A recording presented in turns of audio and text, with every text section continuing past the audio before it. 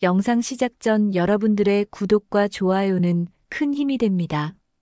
오늘은 불륜이라는 달콤한 유혹 뒤에 숨겨진 잔혹한 현실에 대한 이야기를 들려드리려고 해요. 이 이야기의 주인공은 서울 송파구의 한 아파트에서 살고 있는 34살의 민수와 32살의 은주입니다. 민수는 대기업 본사에서 근무하는 성실한 직장인이죠. 매일 아침 7시에 일어나 출근 준비를 하고 저녁에는 늦은 시간까지 야근을 하며 가정의 경제적 안정을 위해 최선을 다하고 있었어요. 회사에서는 신뢰받는 직원으로 통했고 동료들과의 관계도 원만했습니다. 반면 은주는 지역 고등학교에서 국어를 가르치는 교사였어요. 학생들에게 인기가 많았고 학부모들 사이에서도 평판이 좋은 선생님이었죠. 결혼한 지 2년이 되어가는 이들 부부는 겉보기엔 정말 평범한 맞벌이 가정의 모습이었습니다. 송파구 전세 아파트에서 시작되는 하루는 늘 똑같았어요. 민수가 먼저 일어나 간단한 아침을 준비하고 은주는 조금 늦게 일어나 서둘러 출근 준비를 했습니다. 아침 식사를 함께 하는 날도 있었지만 대부분은 각자 바쁜 일정에 쫓겨 간단히 인사만 나누고 집을 나섰죠. 저녁에는 민수가 먼저 귀가하는 경우가 많았는데 은주가 오기 전까지 혼자 간단한 저녁을 해결하거나 배달 음식을 시켜 먹곤 했어요. 서로 바쁜 일상 속에서도 주말이면 근교로 나들이를 나가며 알콩달콩 지내는 모습은 누가 봐도 행복한 신혼부부 같았습니다. 한강공원에서 치킨과 맥주를 마시며 도란도란 이야기를 나누거나 백화점에서 쇼핑을 즐기기도 했죠. 은주는 민수의 팔을 끼고 다니며 다정한 모습을 보였고 민수 역시 아내를 위해 작은 선물을 사주는 것을 잊지 않았어요. 하지만 어느 순간부터 이들의 평온한 일상에 작은 균열이 생기기 시작했습니다. 은주의 귀가 시간이 조금씩 늦어지기 시작한 거죠. 처음에는 야간 자율학습 감독 때문이라고 했어요. 고등학교 교사라면 충분히 있을 수 있는 일이었고 민수 역시 자신도 야근이 잦다 보니 별다른 의심 없이 받아들였습니다. 하지만 야자 감독이 이렇게 자주 있나 싶은 생각이 들기도 했죠. 그런데 어느 날 저녁 은주가 집에 돌아왔을 때 민수는 뭔가 이상한 냄새를 맡았어요. 은주의 옷에서 풍기는 낯선 남자 향수 냄새와 함께 담배 냄새가 섞여 있었거든요. 은주는 담배를 피우지 않는 사람이었는데 말이죠. 민수는 그 순간 가슴 한편이 답답해지는 걸 느꼈지만 바로 추궁하지는 못했습니다. 혹시 자신의 착각일 수도 있다고 생각했거든요. 혹시 동료 선생님들과 회식을 했나 싶어서 은근슬쩍 물어봤지만 은주는 그냥 야자 감독만 했다고 대답했어요. 그때 은주의 표정에는 미묘한 당황스러움이 스쳐 지나갔지만 민수는 그것을 놓치고 말았죠. 민수는 그때부터 마음 한구석에 작은 의심의 씨앗이 자라기 시작하는 걸 느꼈습니다. 하지만 자신도 워낙 바쁜 업무에 시달리고 있던 터라 그 의심을 깊이 파고들 여유는 없었어요. 며칠이 지나도 상황은 크게 달라지지 않았어요. 은주는 여전히 늦게 들어왔고 집에서도 예전만큼 대화를 나누지 않았습니다. 휴대폰을 보는 시간도 늘어났고 민수가 말을 걸면 건성으로 대답하는 경우가 많아졌죠. 예전에는 하루 있었던 일들을 서로 이야기하곤 했는데 이제는 그런 대화조차 줄어들었어요. 민수는 혹시 자신이 너무 예민하게 반응하는 건 아닌가 싶어서 스스로를 달래려 했습니다. 결혼 2년 차라면 권태기가 올 수도 있는 시기고 서로 바쁜 일상에 지쳐 있을 수도 있다고 생각했거든요. 하지만 마음 깊은 곳에서는 뭔가 잘못되었다는 불안감이 계속 자라고 있었죠. 이렇게 민수와 은주의 평범했던 일상은 서서히 변화의 조짐을 보이기 시작했습니다. 일상에서 시작된 작은 균열은 시간이 지날수록 점점 더 커져가고 있었습니다. 은주의 행동 변화는 이제 민수가 무시하기 어려운 수준에 이르렀어요. 예전에는 집에 들어오자마자 민수에게 다가와 안기곤 했는데 이제는 그런 모습을 찾아보기 힘들어졌죠. 은주는 집에 돌아오면 바로 샤워를 하러 들어가는 일이 잦아졌습니다. 예전에는 함께 소파에 앉아 TV를 보며 하루 있었던 일들을 이야기하곤 했는데 이제는 샤워를 마치고 나면 피곤하다며 일찍 잠자리에 드는 경우가 많아졌어요. 민수는 이런 변화들을 하나하나 마음속에 기록해두고 있었습니다. 더욱 이상한 것은 은주의 휴대폰 사용 패턴이었어요. 예전에는 집에서 휴대폰을 대충 아무 곳에나 두고 다녔는데 이제는 항상 자신의 손에 쥐고 있거나 가방 안 깊숙한 곳에 넣어두었죠.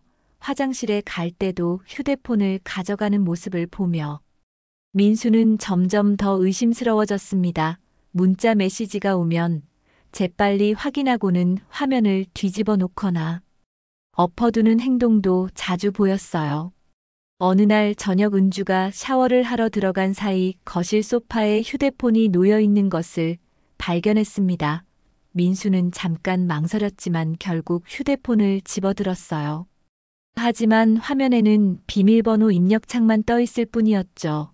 예전에는 비밀번호가 없었는데 언제부터 설정해 둔 건지 민수는 알 수가 없었습니다. 그 순간 샤워실에서 물소리가 멈추는 기척이 들려 민수는 서둘러 휴대폰을 원래 자리에 다시 놓았어요. 은주의 외모에도 변화가 생겼습니다. 예전보다 화장을 더 진하게 하고 다니기 시작했고 새로운 옷들을 사서 입는 일도 많아졌어요. 특히 평소에는 입지 않던 화려한 색깔의 블라우스나 짧은 치마 같은 옷들이 옷장에 하나둘씩 늘어나기 시작했죠. 민수가 언제 산 옷이냐고 물으면 은주는 동료들과 쇼핑을 갔다 왔다고 대답했지만 영수증이나 쇼핑백 같은 흔적은 찾아볼 수 없었습니다. 그런데 정말 결정적인 순간이 찾아왔어요. 어느 날 밤 은주가 술에 취해 들어온 날이었습니다.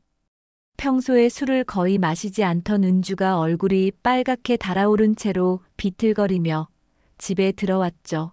민수는 깜짝 놀라 은주를 부축해 침대까지 데려다 주었어요. 은주는 그대로 잠들어 버렸고 민수는 옆에서 지켜보고 있었습니다. 그런데 잠든 은주가 잠꼬대를 하기 시작했어요. 처음에는 알아들을 수 없는 중얼거림이었는데 점점 더 또렷해지기 시작했습니다. 그리고 민수는 자신의 귀를 의심할 수밖에 없는 말을 듣게 되었죠. 은주가 잠꼬대로 다른 남자의 이름을 부르고 있었던 거예요. 준호라는 이름이었습니다. 민수는 그 이름을 들어본 적이 있었어요. 은주가 가끔 학교 이야기를 할 때 언급했던 동료 교사의 이름이었죠. 하지만 지금 은주가 그 이름을 부르는 톤은 단순한 동료를 부르는 것과는 달랐습니다. 애정이 담긴 목소리였고 친밀함이 묻어나는 호명이었어요. 민수는 그 순간 온몸에 소름이 돋는 것을 느꼈습니다. 마음속 깊은 곳에서 올라오는 불안감과 배신감이 가슴을 짓눌렀죠. 하지만 동시에 확신을 갖기에는 아직 이른 것 같다는 생각도 들었어요. 단순한 잠꼬대일 수도 있고 자신이 너무 민감하게 반응하는 것일 수도 있다고 스스로를 달래려 했습니다.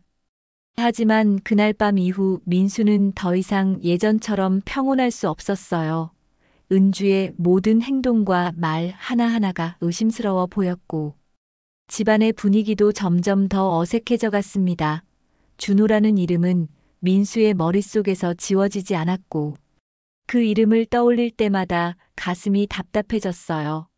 이제 민수는 진실을 확인해야 할 필요성을 절실히 느끼고 있었습니다. 준호라는 이름을 들은 그날 밤 이후 민수의 일상은 완전히 달라졌습니다. 이제 은주의 모든 행동이 의심스러워 보였고 집안에서도 마음 편히 쉴 수가 없었어요. 회사에서도 업무에 집중하기 어려웠죠. 동료들이 말을 걸어와도 멍하니 대답하는 일이 잦아졌고 실수도 늘어났습니다.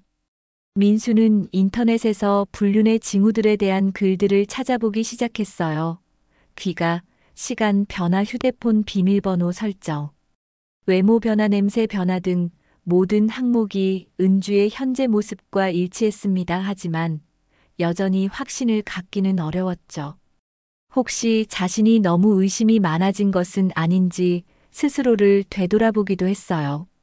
은주의 야간 자율학습 감독 스케줄을 확인해보고 싶었지만 직접적으로 물어보기는 어려웠습니다. 대신 우회적으로 학교 일정에 대해 관심을 보이기 시작했어요. 오늘은 야자가 있냐고 물어보거나 몇 시까지 해야 하는지 궁금하다고 말했죠. 은주는 대답은 했지만 예전처럼 자세히 이야기해주지는 않았어요. 그냥 있다 없다 정도의 간단한 대답만 할 뿐이었습니다. 어느 날 민수는 용기를 내서 은주의 학교에 전화를 걸어봤어요. 야간 자율학습 일정을 문의한다는 핑계로 교무실에 연결해달라고 했죠. 전화를 받은 교무 선생님은 친절하게 야간 자율학습 일정표를 알려주었습니다. 그런데 놀랍게도 은주가 늦게 들어온다고 했던 날들 중 상당수가 야간 자율학습이 없는 날이었어요. 민수는 그 순간 머릿속이 하얘지는 것을 느꼈습니다. 은주가 거짓말을 하고 있다는 확실한 증거를 잡은 거나 다름없었거든요. 하지만 동시에 이것만으로는 불륜을 확신할 수 없다는 생각도 들었어요. 혹시 다른 급한 업무가 있었을 수도 있고, 동료들과 회식이 있었을 수도 있다고 스스로를 달래려 했죠. 그런데 며칠 후 또 다른 결정적인 순간이 찾아왔습니다. 은주가 샤워를 하러 들어간 사이 가방에서 휴대폰이 울리는 소리가 났어요. 민수는 혹시나 하는 마음에 가방을 열어보았죠. 휴대폰 화면에는 준호라는 이름으로 문자가 와 있었습니다. 내용을 보려고 했지만 역시 비밀번호 때문에 확인할 수 없었어요. 하지만 그 순간 민수는 모든 퍼즐이 맞춰지는 것을 느꼈습니다. 잠꼬대에서 들었던 준호라는 이름, 그리고 지금 문자를 보내온 준호, 이 모든 것이 우연의 일치일 수는 없었어요. 민수는 가슴이 쿵쾅거리는 것을 느끼며 서둘러 가방을 원래 자리에 놓았습니다. 그날 밤 은주가 잠든 후 민수는 침대에 누워 천장을 바라보며 생각에 잠겼어요. 이제 더 이상 의심만 하고 있을 수는 없다는 결론에 이르렀죠. 확실한 증거를 잡아야 했고 진실을 알아야 했습니다. 하지만 직접 미행을 하기에는 회사 업무도 있고 전문성도 부족했어요. 민수는 결국 탐정사무소를 알아보기로 했습니다. 인터넷에서 검색해보니 불륜 조사를 전문으로 하는 탐정 사무소들이 여러 곳 있었어요. 후기들을 읽어보며 어떤 곳을 선택할지 고민했죠. 비용도 만만치 않았지만 이제는 확실히 알아야 할 때라고 생각했습니다. 다음 날 점심시간에 민수는 회사 근처의 한 탐정 사무소를 찾아갔어요. 사무소는 생각보다 깔끔하고 정돈되어 있었고 상담을 해주는 직원도 전문적인 인상이었습니다. 민수는 자신의 상황을 설명하며 불륜 조사를 의뢰하고 싶다고 말했어요. 탐정은 민수의 이야기를 들어보고는 충분히 조사할 만한 정황들이 있다고 판단했습니다. 일주일 정도면 결과를 확인할 수 있을 것이라고 했죠. 민수는 계약서를 작성하며 마음 한편으로는 자신이 하고 있는 일이 맞는지 의문이 들기도 했어요. 하지만 이제 돌이킬 수 없는 선을 넘은 것 같았습니다. 집으로 돌아가는 길에 민수는 복잡한 심정이었어요. 한편으로는 진실을 알게 될 것이라는 안도감이 들었지만 다른 한편으로는 그 진실이 자신이 원하지 않는 것일 수도 있다는 두려움도 있었죠. 하지만 이제 더 이상 의심 속에서 살 수는 없었습니다. 일주일 후면 모든 것이 명확해질 거라고 생각하며 민수는 집으로 향했어요. 탐정 사무소에 조사를 의뢰한 지 사흘이 지났을 때 민수에게 첫 번째 연락이 왔습니다. 탐정은 이미 몇 가지 흥미로운 사실들을 발견했다고 말했어요. 은주가 야간 자율학습 감독이 없는 날에도 늦게 귀가하는 패턴을 확인했고 그 시간 동안의 행적을 추적하고 있다고 했죠. 민수는 전화를 받으며 가슴이 두근거리는 것을 느꼈습니다. 회사에서도 민수는 집중하기 어려웠어요. 동료들이 말을 걸어와도 제대로 대답하지 못하는 경우가 많았고, 중요한 회의 중에도 멍하니 다른 생각에 빠져 있곤 했죠.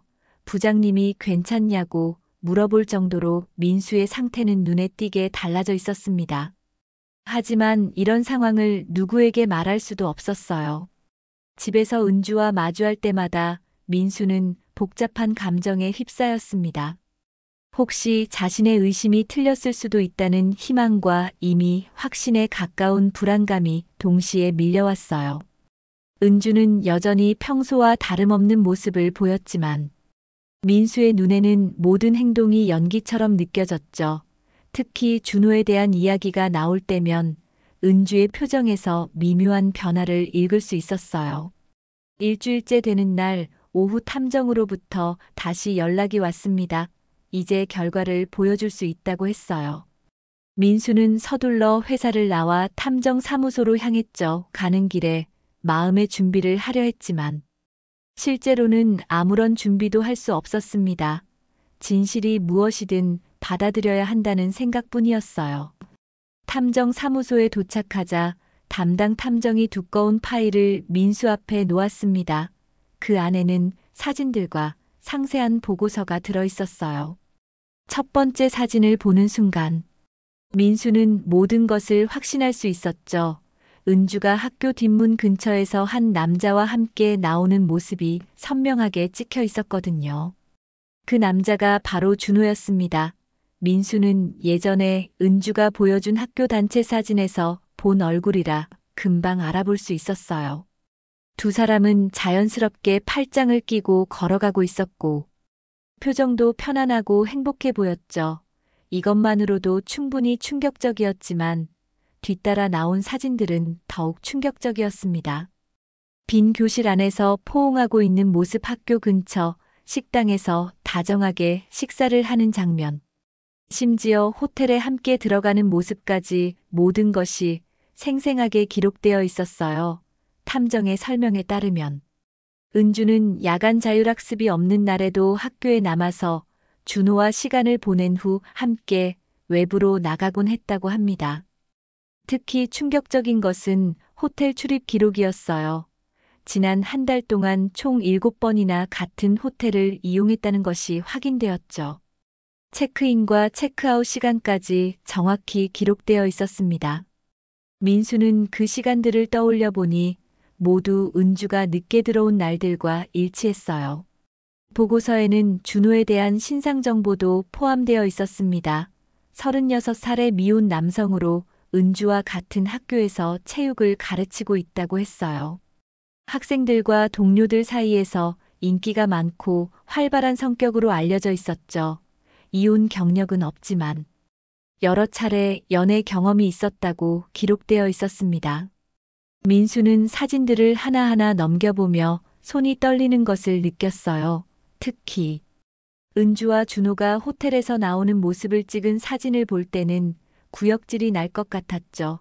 은주의 표정은 만족스러워 보였고 준호는 그런 은주의 어깨에 팔을 두르고 있었어요. 이런 모습을 보며 민수는 지난 몇 개월 동안 자신이 얼마나 바보였는지 깨달았습니다. 탐정은 추가로 필요한 증거가 있으면 더 조사할 수 있다고 했지만 민수는 이미 충분하다고 답했어요. 더 이상 볼 필요도 없을 만큼 명확한 증거들이었거든요. 탐정은 이런 경우 법적 대응을 위해 증거 보전이 중요하다고 조언했고 모든 자료를 정식으로 복사해서 전달해 주었습니다. 사무소를 나서는 민수의 마음은 분노와 배신감, 그리고 허탈함이 뒤섞여 있었어요. 하지만 동시에 이상하게 마음 한편이 시원해지는 느낌도 있었죠. 그동안의 의심과 불안이 확실한 사실로 판명된 것이니까요. 이제 더 이상 의심할 필요도 없고 확신을 위해 고민할 필요도 없었습니다. 집으로 돌아가는 길에 민수는 앞으로 어떻게 할지 생각해 봤어요. 당장 집에 가서 은주를 추궁할 수도 있었지만 그보다는 차근차근 준비를 해야 한다고 판단했습니다. 이혼과 상간소송을 위해서는 법적 절차를 제대로 밟아야 했거든요. 민수는 이미 마음의 결정을 내린 상태였어요.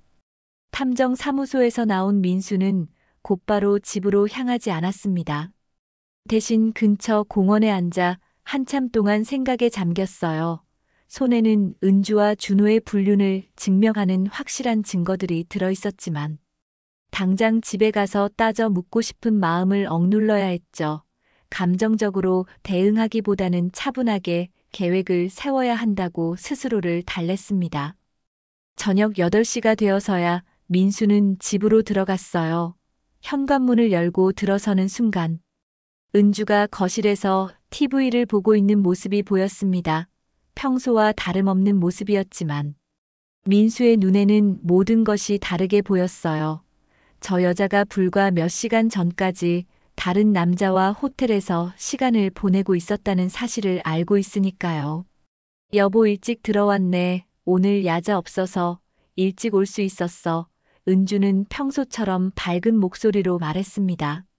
하지만 민수는 그 말이 거짓말이라는 것을 알고 있었어요.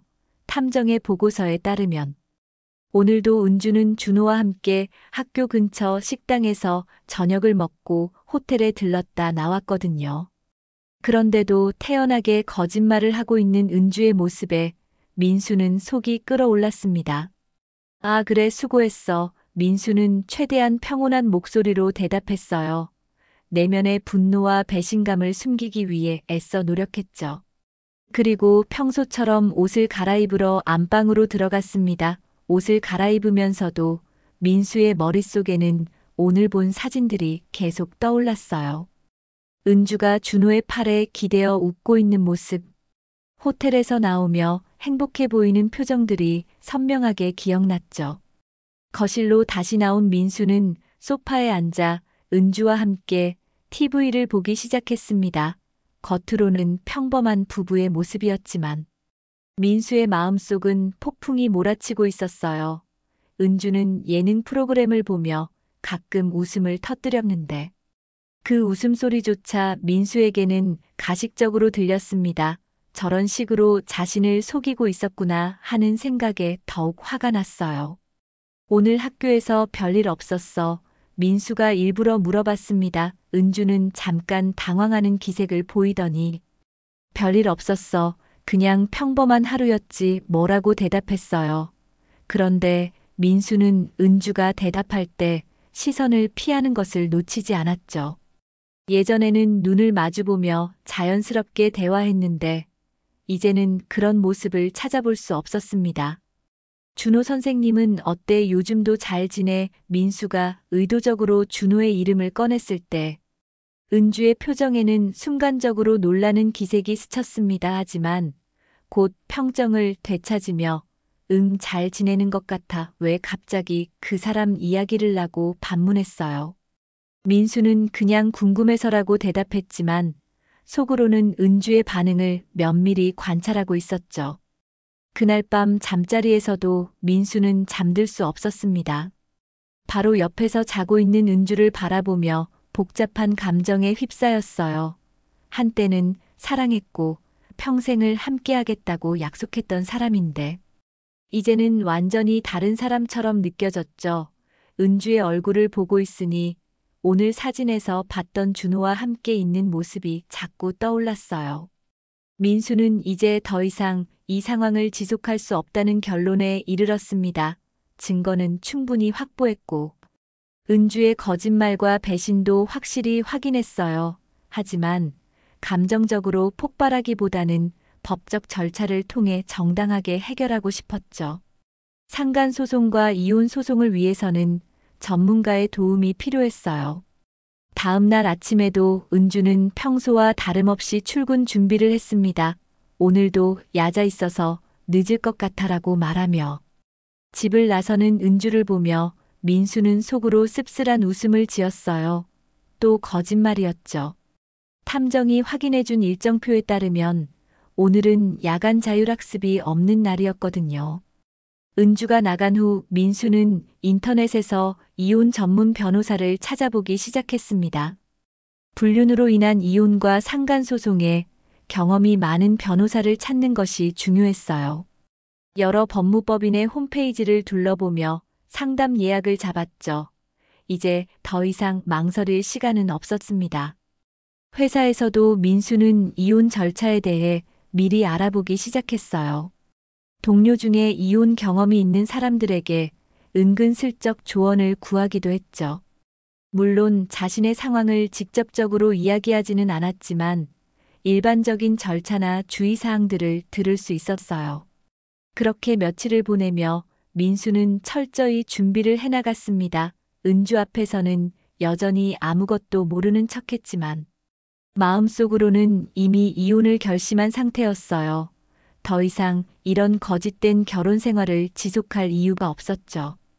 배신에 대한 정당한 대가를 치르게 할 계획이었습니다. 며칠간의 준비 끝에 민수는 강남구에 위치한 법무법인을 찾아갔습니다. 이혼과 상간소송 전문으로 유명한 곳이었고 온라인 후기들도 좋았어요. 접수 데스크에서 상담 예약을 확인한 후 민수는 변호사 사무실로 안내받았죠. 사무실은 깔끔하게 정돈되어 있었고 벽면에는 각종 법률 서적들이 빼곡히 꽂혀 있었어요. 변호사는 50대 초반의 여성이었는데 차분하면서도 전문적인 인상을 주었습니다. 민수는 자신의 상황을 차근차근 설명하기 시작했어요. 결혼 2년차 부부의 불륜 발각 과정부터 탐정을 통해 확보한 증거들까지 모든 것을 솔직하게 이야기했죠. 변호사는 중간중간 필요한 질문들을 하며 메모를 해나갔어요.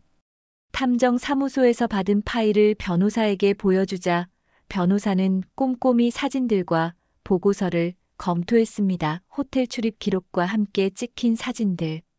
빈 교실에서의 포옹 장면, 식당에서의 다정한 모습들을 하나하나 살펴보며 고개를 끄덕였어요. 이 정도면 불륜을 입증하기에 충분한 증거라고 판단했죠. 변호사의 설명에 따르면 이혼 소송과 함께 상간 소송도 동시에 진행할 수 있다고 했습니다. 특히 준호가 기혼자가 아니라는 점에서 상간 소송의 승소 가능성이 높다고 봤어요. 위자료도 상당한 수준에서 받을 수 있을 것이라고 예상했죠.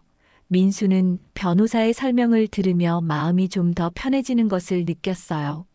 소송 준비에는 약 일주일 정도가 소요될 것이라고 했습니다. 그 기간 동안 추가 증거 수집과 서류 작성을 완료한 후 본격적인 법적 절차에 들어가기로 했어요. 민수는 변호사 선임 계약서에 서명하고 착수금을 지불했죠. 이제 정말로 돌이킬 수 없는 길에 들어선 것 같았어요. 변호사 사무실을 나온 민수는 복잡한 심정이었습니다. 한편으로는 전문가의 도움을 받아 정당한 절차를 밟을 수 있다는 안도감이 있었지만 다른 한편으로는 이제 정말로 결혼 생활이 끝나는구나 하는 씁쓸함도 있었어요. 하지만 이미 결정한 일이었고 은주의 배신에 대한 정당한 대가를 치르게 해야 한다는 생각이 더 컸죠. 그날 저녁 은주는 평소보다 조금 일찍 집에 들어왔습니다. 오늘은 야자가 일찍 끝났다며 밝은 표정을 지어 보였어요. 하지만 민수는 그건 역시 거짓말이라는 것을 알고 있었죠. 탐정의 보고에 따르면 오늘도 준호와 함께 시간을 보냈다가 온 것이었거든요. 그런 은주를 보며 민수는 이제 더 이상 참을 수 없다고 느꼈어요. 민수는 은주가 샤워를 하고 나올 때까지 기다렸습니다. 평소라면 함께 저녁을 먹거나 TV를 보며 시간을 보냈겠지만 오늘은 달랐어요. 탐정 사무소에서 받은 파일을 거실 테이블 위에 올려놓고 소파에 앉아 은주가 나오기를 기다렸죠. 마음의 준비를 하려 했지만 실제로는 가슴이 두근거리고 손에 땀이 났어요. 샤워를 마친 은주가 거실로 나왔을 때 민수는 침묵 속에서 은주를 바라보고 있었습니다. 은주는 처음에는 민수의 표정이 평소와 다르다는 것을 눈치채지 못했어요. 하지만 테이블 위에 놓인 파일을 발견하고는 어리둥절한 표정을 지었죠. 그게 뭐야라고 물으며 다가왔어요. 민수는 아무 말 없이 파일을 열어 첫 번째 사진을 은주에게 보여주었습니다. 은주와 준호가 학교 뒷문에서 팔짱을 끼고 나오는 모습이었어요. 은주는 그 사진을 보는 순간 얼굴이 하얗게 변했습니다. 이건 뭐야, 어떻게 된 거야 라며 당황스러워했지만 민수는 계속해서 다음 사진들을 보여주었어요.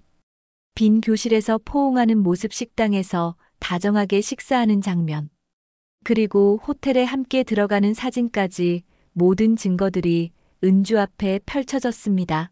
은주는 점점 더 창백해졌고 손이 떨리기 시작했어요. 이건 오해야, 설명할게라며 변명을 시작했지만 민수는 차갑게 말을 끊었죠. 이제 끝내자, 법원에서 보자. 민수의 목소리는 얼음처럼 차가웠습니다. 그동안 쌓였던 분노와 배신감이 그 한마디에 모두 담겨 있었어요. 은주는 그제야 상황의 심각성을 깨달았는지 무릎을 꿇고 민수 앞에 엎드렸습니다. 미안해, 정말 미안해, 용서해줘라며 울기 시작했어요. 하지만 민수는 일어나서 안방으로 들어가 버렸습니다. 은주의 울음소리와 애원하는 목소리가 들려왔지만 전혀 마음이 움직이지 않았어요. 오히려 그런 모습이 더욱 가증스럽게 느껴졌죠. 그동안 자신을 속이고 배신해놓고 이제 와서 용서를 빈다니 말이 안 된다고 생각했어요. 이미 민수의 마음속에서는 모든 것이 끝나 있었습니다. 그날 밤 은주는 거실에서 밤새 울며 용서를 빌었지만 민수는 끝내 문을 열어주지 않았습니다. 다음 날 아침에도 은주는 붓고 빨갛게 된 눈으로 민수에게 매달렸어요. 하지만 민수는 차가운 시선으로 은주를 바라보며 변호사를 통해 연락하겠다고 말할 뿐이었죠. 은주가 학교에 가지 않겠다고 하자 민수는 그것도 상관없다고 대답했어요. 어차피 곧 모든 사실이 알려질 테니까요. 민수는 회사에 반차를 내고 은주가 근무하는 고등학교로 향했습니다. 교장실에서 상담을 요청한다고 하니 교무 선생님이 의아해하면서도 안내해 주었어요. 교장실에 들어서자 50대 후반의 교장 선생님이 반갑게 맞아주었죠. 은주의 남편이라고 소개하니 더욱 환하게 웃으며 자리를 권했습니다. 민수는 차분하게 상황을 설명하기 시작했어요. 은주와 준호 교사의 불륜 관계에 대한 증거들을 하나씩 보여주었죠. 처음에는 믿지 못하겠다는 표정이던 교장 선생님도 사진들을 보고는 점점 심각한 표정으로 변했습니다. 특히 학교 교실에서 포옹하는 모습과 호텔 출입 장면을 보고는 깊은 한숨을 내쉬었어요. 이런 일이 우리 학교에서 일어났다니 참 안타깝습니다. 교장 선생님의 목소리에는 실망감이 묻어 있었어요. 학교의 명예와 교사로서의 품위를 심각하게 훼손한 행위라며 엄중하게 처리하겠다고 약속했죠. 민수는 교육청에도 신고할 계획이라고 말하자 교장 선생님은 당연히 그래야 한다며 동의했습니다. 교장실을 나온 민수는 곧바로 관할 교육청으로 향했어요. 교육청 징계위원회에 정식으로 신고서를 제출하기 위해서였죠. 담당 공무원은 사안의 심각성을 인정하며 철저한 조사를 통해 적절한 징계를 내리겠다고 했습니다. 불륜 관계가 확실하다면 정직이나 해임 처분까지도 가능하다고 설명했어요. 그 사이 학교에서는 난리가 났습니다. 교장 선생님이 긴급히 부교장과 교감을 불러 상황을 보고했고 곧이어 준호가 교장실로 불려갔어요. 준호는 처음에는 사실무근이라며 부인했지만 증거 사진들 앞에서는 더 이상 변명할 수 없었죠. 결국 모든 사실을 인정하며 깊이 반성한다고 말했습니다. 교무실은 발칵 뒤집혔어요. 평소 모범적이라고 여겨졌던 은주와 인기 많았던 준호의 불륜 소식에 동료 교사들은 충격을 감추지 못했습니다. 특히 은주와 가까웠던 동료들은 믿을 수 없다며 고개를 저었고 준호를 좋아했던 여교사들은 실망감을 드러냈어요. 순식간에 두 사람은 학교에서 가장 큰 화제거리가 되었습니다. 학생들 사이에서도 소문이 퍼지기 시작했어요. 처음에는 단순한 루머 정도로 여겨졌지만 두 선생님이 모두 출근하지 않자 학생들도 뭔가 심상치 않다는 것을 느꼈죠. 특히 은주를 좋아했던 학생들은 큰 실망감을 나타냈습니다. 체육을 가르치던 준호 역시 학생들 사이에서 인기가 많았던 터라 충격은 더욱 컸어요. 일주일 후 교육청 징계위원회가 열렸습니다. 은주와 준호는 나란히 징계위원회 앞에 서야 했어요. 위원들은 제출된 증거들을 검토한 후 두 사람의 변명을 들었지만 이미 결론은 정해져 있었죠. 학교 내에서 일어난 불륜 행위는 교사의 품위를 심각하게 손상시킨 행위로 판단되었습니다. 징계 결과는 둘 다 정직 6개월이었어요. 그동안 급여는 지급되지 않았고 복직 후에도 승진이나 전보에서 불이익을 받을 예정이었죠. 더욱이 이런 징계 기록은 평생 인사 기록에 남게 되어 교사로서의 미래에 치명적인 타격을 주었습니다. 준호는 결국 사직서를 제출했고 은주 역시 정직 기간이 끝나면 다른 직장을 찾아야 할 상황이 되었어요. 지역 교육계에서도 이 사건은 큰 이슈가 되었습니다. 동료 교사들 사이의 불륜이라는 점에서 더욱 파급 효과가 컸어요. 다른 학교 교사들까지도 이 소식을 알게 되었고 교사 모임이나 연수에서도 화제가 되었죠.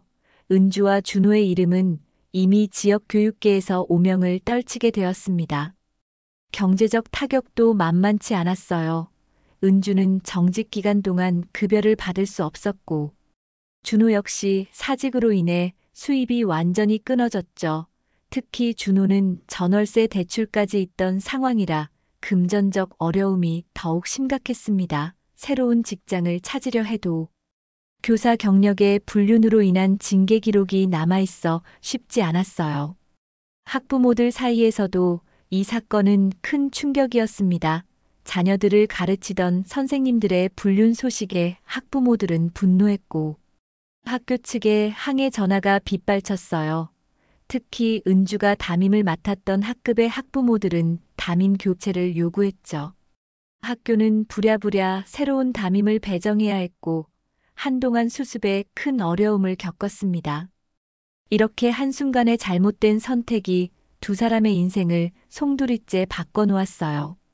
달콤했던 불륜의 유혹 뒤에 숨어있던 잔혹한 현실이 서서히 드러나고 있었죠. 징계 처분이 내려진 후 은주와 준호의 관계는 급격히 악화되기 시작했습니다. 처음에는 서로를 위로하며 이 어려운 시기를 함께 이겨내자고 다짐했지만 현실의 벽은 생각보다 높았어요. 경제적 압박과 사회적 지탄이 계속되면서 두 사람 사이에는 균열이 생기기 시작했죠. 준호는 새로운 직장을 찾기 위해 여러 곳에 이력서를 넣었지만 번번이 거절당했습니다. 교육계는 생각보다 좁은 세계였고 불륜으로 인한 징계 소식은 이미 널리 퍼져 있었어요. 사립학교는 물론이고 학원에서도 채용을 꺼렸죠. 결국 준호는 전혀 다른 분야의 일을 찾아야 했지만 36살의 나이에 새로운 시작을 하기에는 현실이 녹록지 않았습니다. 은주 역시 정직 기간 동안 큰 스트레스에 시달렸어요. 집에만 있으니 온종일 민수와의 법정 다툼 생각만 하게 되었고 점점 우울해졌죠. 친구들과의 관계도 어색해졌습니다. 불륜 소식이 알려지면서 기존 인간관계에도 큰 타격을 받았거든요. 특히 기혼인 친구들은 은주를 피하기 시작했고 모임에서도 자연스럽게 소외되었어요. 시간이 지나면서 두 사람은 서로를 원망하기 시작했습니다. 준호는 은주 때문에 자신의 인생이 망가졌다고 생각했어요. 결혼한 여자와 관계를 맺은 자신의 잘못도 있지만 은주가 이혼을 하고 만났더라면 이런 일은 없었을 거라고 후회했죠. 반면 은주는 준호가 자신을 진정으로 사랑한다면 이런 어려운 시기에 더욱 감싸주어야 하는 것 아니냐며 서운함을 표현했어요. 두 사람의 만남 횟수도 급격히 줄어들었습니다. 예전에는 거의 매일 만났지만 이제는 일주일에 한두 번 정도만 보게 되었어요. 만나서도 서로의 처지를 한탄하거나 미래에 대한 불안감을 토로하는 경우가 대부분이었죠. 달콤했던 연인 사이의 대화는 찾아보기 어려워졌고, 대신 현실적인 문제들에 대한 우울한 이야기만 반복되었습니다. 결정적인 사건은 준호가 다른 지역으로 이사를 간다고 통보했을 때였어요. 서울에서는 더 이상 교사로 일할 수 없다고 판단한 준호는 고향인 부산으로 내려가 새로운 출발을 하겠다고 했죠. 은주는 자신도 함께 가겠다고 했지만 준호는 거절했습니다. 아직 이혼도 끝나지 않았고 자신도 새로운 일을 찾아야 하는 상황에서 은주까지 책임질 여유가 없다고 말했어요. 그 말을 들은 은주는 큰 충격을 받았습니다. 자신을 위해 모든 것을 포기하겠다고 했던 준호의 약속은 무엇이었느냐며 울며 따졌어요. 하지만 준호는 현실적으로 생각해보라며 차갑게 대답했죠. 사랑만으로는 살 수 없다는 말과 함께 당분간 연락을 하지 않겠다고 통보했습니다. 그렇게 한때 뜨겁게 사랑했던 두 사람의 관계는 쓸쓸하게 끝나버렸어요. 한편 민수는 변호사와 함께 차근차근 법적 절차를 밟아가고 있었습니다. 이혼 소송과 상간 소송 모두 민수에게 유리하게 진행되었어요. 탐정을 통해 확보한 증거들이 결정적인 역할을 했죠. 은주 측 변호사도 명백한 증거 앞에서는 변명의 여지가 없다고 인정했습니다. 법정에서 마주친 은주의 모습은 초췌했어요. 예전의 밝고 활기찬 모습은 찾아볼 수 없었고, 야윈 얼굴에는 깊은 후회와 절망이 어려 있었죠. 은주는 민수를 보며 용서를 구하는 눈빛을 보냈지만 민수는 외면했습니다. 이미 모든 감정이 식어버린 상태였거든요. 이혼 판결은 민수의 완승이었습니다. 재산 분할에서도 은주의 유책 사유로 인해 민수가 훨씬 유리한 조건을 받았고, 상간 소송에서도 상당한 위자료를 받게 되었어요. 준호 역시 손해배상 책임을 지게 되었죠. 하지만 정작 준호는 부산으로 내려간 후 연락이 두절된 상태였고, 강제 집행을 통해서야 일부 배상을 받을 수 있었어요. 모든 법적 절차가 끝난 후 민수는 법원 건물 앞 계단에 서서 깊은 숨을 내쉬었습니다. 길고 지루했던 법정 다툼이 드디어 끝났어요. 손에 들린 판결문은 자신의 완전한 승리를 증명하고 있었지만 기쁘다거나 후련하다는 감정보다는 허전함이 더 컸죠. 결국 2년간의 결혼 생활이 법원의 서류 한 장으로 정리되어 버린 것이니까요. 법원을 나서는 민수의 걸음은 담담했습니다. 분노나 원망보다는 이제 새로운 출발을 해야 한다는 다짐이 마음속에 자리 잡고 있었어요. 뒤돌아보니 한때는 사랑했고 평생을 함께하겠다고 약속했던 사람과의 인연이 이렇게 쓸쓸하게 끝나는 것이 씁쓸했지만 이미 선택한 길이었죠. 그 시각 은주는 혼자 남은 빈 아파트에서 짐을 정리하고 있었어요. 친정으로 돌아가야 하는 상황이었고 앞으로의 인생을 어떻게 살아가야 할지 막막하기만 했습니다. 준호와의 연락도 완전히 두절된 상태였고 교사로 복직한다고 해도 예전과 같은 평판을 되찾기는 어려울 것 같았어요. 달콤한 유혹으로 시작되었던 분류는 결국 모든 사람에게 상처와 파멸만을 남겼습니다. 한순간의 잘못된 선택이 여러 사람의 인생을 송두리째 바꿔놓았고 그 대가는 생각보다 훨씬 혹독했어요. 불륜의 끝은 결국 파멸뿐이라는 진리가 다시 한번 확인된 사건이었죠.